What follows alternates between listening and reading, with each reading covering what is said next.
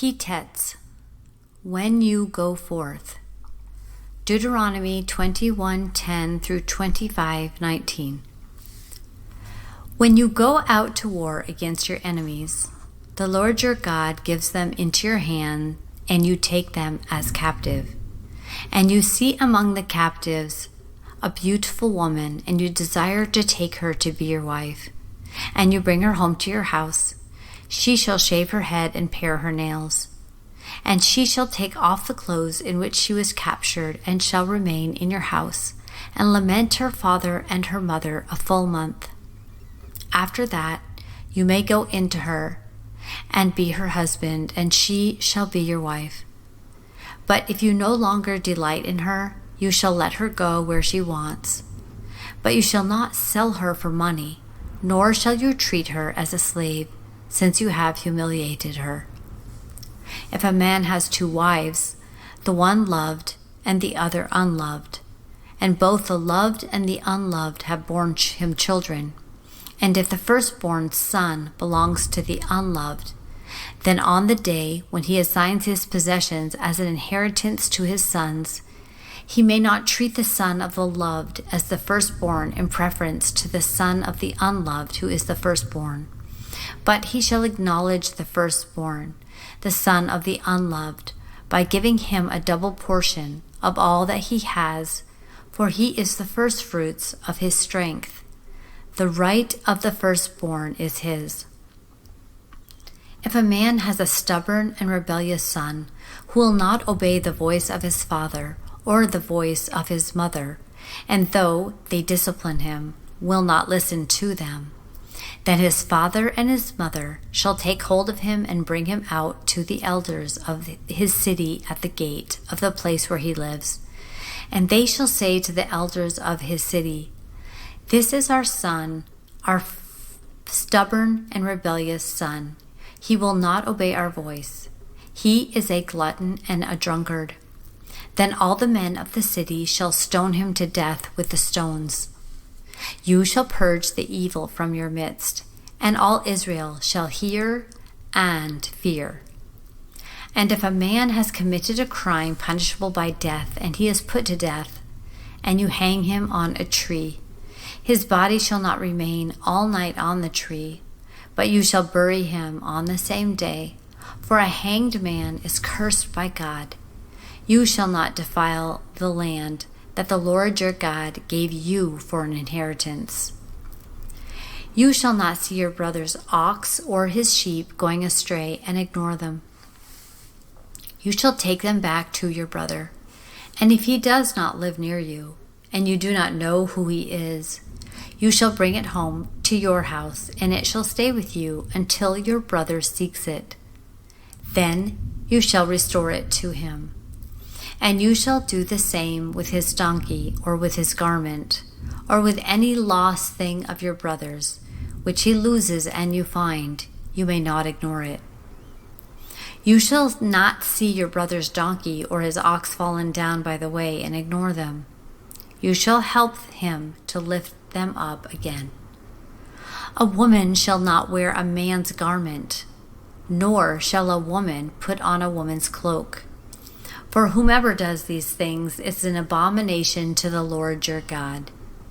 If you come across a bird's nest in any tree or on the ground, with young ones or eggs, and the mother sitting on the young or the eggs, you shall not take the mother with the young. You shall let the mother go, but the young you may take for yourself, that it may go well with you, and that you may live long. When you build a new house, you shall make a parapet for your roof, that you may not bring the guilt of blood upon your house if anyone should fall from it.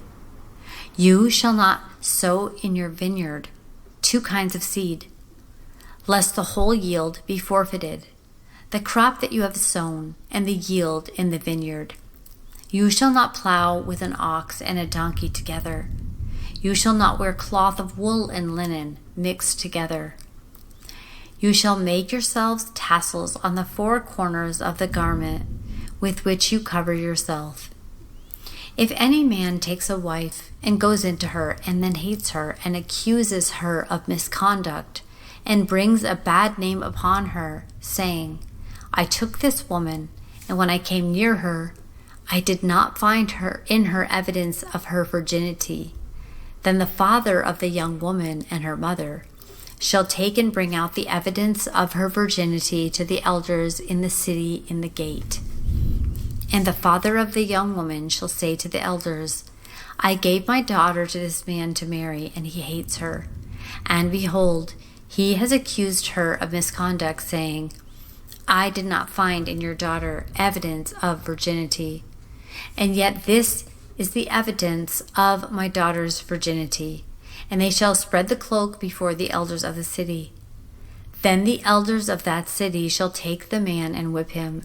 They shall fine him 100 shekels of silver, and then give them to the father of the young woman, because he has brought a bad name upon a virgin of Israel. And she shall be his wife. He may not divorce her all of his days. But if the thing is true, that evidence of virginity was not found in the young woman, then they shall bring out the young woman to the door of her father's house. And the men of her city shall stone her to death with stones, because she has done the outrageous thing in Israel by whoring in her father's house. So you shall purge the evil from your midst. If a man is found lying with the wife of another man, both of them shall die, the man who lay with the woman and the woman. So you shall purge the evil from Israel. If there is a betrothed virgin and a man meets her in the city and lies with her, then you shall bring them both out to the gate of that city, and you shall stone them to death with stones. The young woman, because she did not cry out for help, though she was in the city, and the man, because he violated his neighbor's wife. So you shall purge the evil from your midst. But in the open country, a man meets a young woman who is betrothed, and the man seizes her and lies with her. Then only the man who lied with her shall die. But you shall do nothing to the young woman. She has committed no offense punishable by death. For this case is like that of a man attacking and murdering his neighbor, because he met her in the open country, and though the betrothed young woman cried for help, there was no one to rescue her. If a man meets a virgin who is not betrothed, and seizes her and lies with her, and they are found, then the man who lay with her shall give to the father of the young woman 50 shekels of silver, and she shall be his wife, because he has violated her. He may not divorce her all of his days. A man shall not take his father's wife, so that he does not uncover his father's nakedness. No one whose testicles are crushed or whose male organ is cut off shall enter the assembly of the Lord. No one born of a forbidden union may enter into the assembly of the Lord. Even to the 10th generation, none of his descendants may enter the assembly of the Lord. No Ammonite or Moabite may enter into the assembly of the Lord.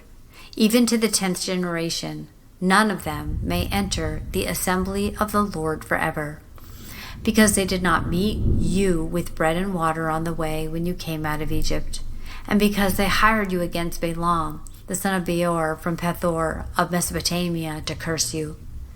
But the Lord your God would not listen to Balaam. Instead, the Lord your God turned the curse into a blessing for you, because the Lord your God loved you. You shall not seek their peace or their prosperity all your days forever. You shall not abhor an Edomite, for he is your brother. You shall not abhor an Egyptian, because you were a sojourner in his land. Children born to them in the 3rd generation may enter the assembly of the Lord. When you are encamped against your enemies, you shall keep yourself from every evil thing. If any man among you becomes unclean because of a nocturnal emission, then he shall go outside the camp. He shall not come inside the camp. But when evening comes, he shall bathe himself in water, and when the sun sets, he may come inside the camp. You shall have a place outside the camp, and you shall go out to it. And you shall have a trowel with your tools, and when you sit down outside, you shall not dig a hole with it and turn back and cover. You shall dig a hole with it and turn back and cover up your excrement, because the Lord your God walks in the midst of your camp to deliver you and to give your enemies before you. Therefore your camp must be holy, so it may not see anything indecent among you and turn away from you. You shall not give up to his master a slave who has escaped from his master to you. He shall dwell with you in your midst, in the place that he shall choose within one of your towns, wherever it suits him, and you shall not wrong him. None of the daughters of Israel shall be a cult prostitute. None of the sons of Israel shall be a cult prostitute.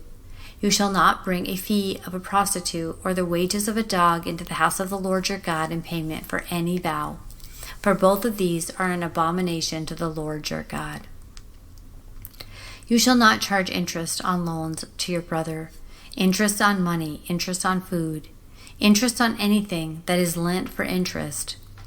You may charge a foreigner interest, but you may not charge your brother interest, that the Lord your God may bless you in all that you undertake in the land that you are entering to take possession of it.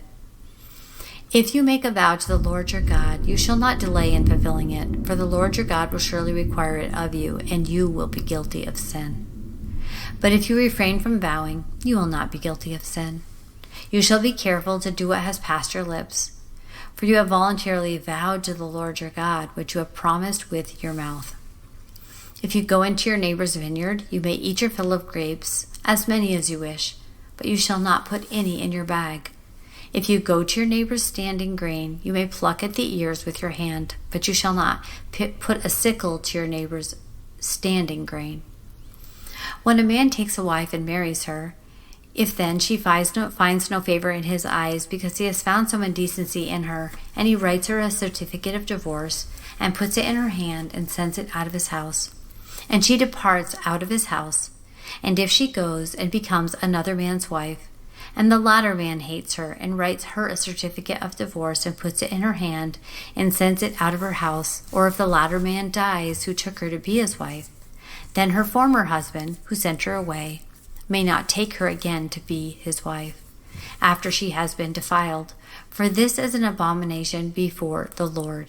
You shall not bring sin upon the land of the Lord your God is giving you for an inheritance. When a man is newly married, you shall not go out with the army or be liable. He shall not go out with the army or be liable for any other public duty. He shall be free at home 1 year to be happy with his wife whom he has taken. No one shall take a mill or an upper millstone in pledge, for that would be taking a life in pledge. If a man is found stealing one of his brothers of the people of Israel, and he treats him as a slave or sells him, then that thief shall die. You shall purge the evil from your midst. Take care in case of leprous disease, to be very careful to do according all that is the Levitical priests directing you. As I commanded them, so you shall be careful to do. Remember what the Lord God your did to Miriam on the way as you came out of Egypt. When you make your neighbor any loan of any sort, you shall not go into his house to collect his pledge. You shall stand outside, and the man to whom you made the loan shall bring the pledge to you. And if he is a poor man, you shall not sleep in his pledge. You shall restore him the pledge as the sun sets, and that he may sleep in his cloak and bless you. And it shall be righteousness for you before the Lord your God. You shall not oppress a hired worker who is poor and needy, whether he is one of your brothers or one of the sojourners who are in your land within your towns.